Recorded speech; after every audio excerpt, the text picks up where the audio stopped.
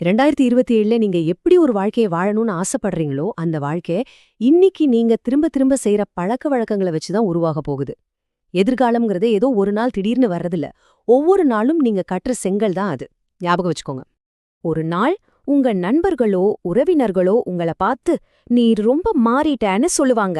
அப்போ நீங்க மனசுக்குள்ள சிரிச்சுக்கிட்டே சொல்லணும், "ஆமா, அதுதான் என் பிளான்." சரி, நாம கடைசி கட்டத்துக்கு வந்துட்டோம். உங்க வாழ்க்கை உங்களுக்காக காத்துக்கிட்டு இருக்கு.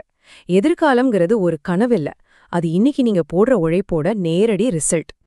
இத நல்ல மனசுல பதிய வச்சுக்கோங்க.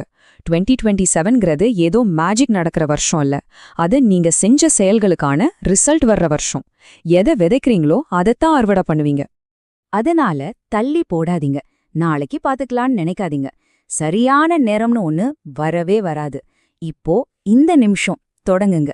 எதிர்காலத்துல இருக்கிற நீங்க இன்னைக்கு இந்த முடிவு எடுத்ததுக்காக உங்களுக்கு நன்றி சொல்லுவார். இப்போதே தொடங்குங்கள்.